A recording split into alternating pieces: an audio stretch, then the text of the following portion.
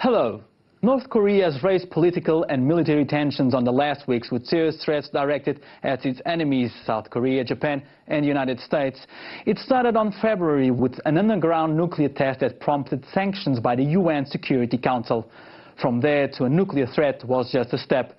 It is estimated that North Korea has nearly 10 nuclear warheads, substantially less than Russia's 8,500 or the 7,700 of the US. But Pyongyang might have the capacity to strike America using its Taepodong-2 missile with a range of 6,000 kilometers or the untested Unya-3 with an estimated capacity of 10,000 kilometers.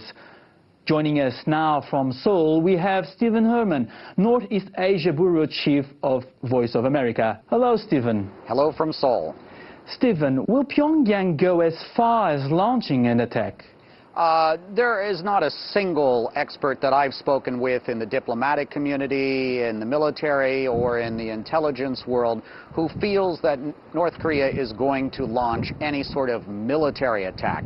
What they may do is test launch a missile, although there's skepticism that they will test launch in the next few days this new medium-range missile, the Musudan, because it's never been tested. And to do this around the birthday of founder Kim Il-sung, if it fails, would be a great embarrassment. But North Korea has kept everyone guessing and is predictably unpredictable, so no one can actually predict what will happen. But the chances of war seems extremely remote. Who is actually running North Korea? I don't think there's any doubt that we should assume that the current leader, Kim Jong-un, the grandson of founder Kim Il-sung, is in charge. In Korean history, a bloodline is extremely important.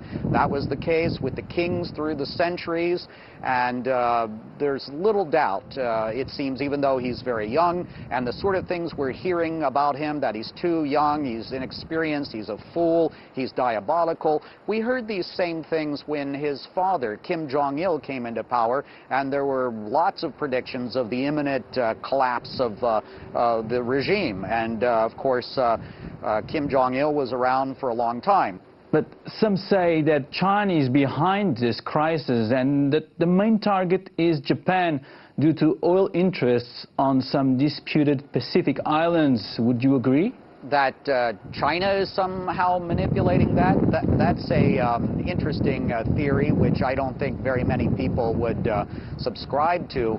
What this seems directed at, perhaps a number of different issues. North Korea wants attention. It wants negotiations and recognition from Washington. It definitely wants to be taken seriously, and it would like to have aid, whether that aid is coming from Washington or Seoul. And by committing these provocations and keeping a sense of an imminent state of war, it potentially could cause damage to the economy here in the South, and perhaps what North Korea is looking for is some sort of concession from the new government of President Park Geun-hye here to negotiate and resume substantial aid, as a couple of predecessors as president did some years ago. Stephen, thank you very much. Thank you. You're welcome. For decades, North Korea has been one of the world's most secretive societies. We finished this News Plus with some pictures of the country. Thank you for watching.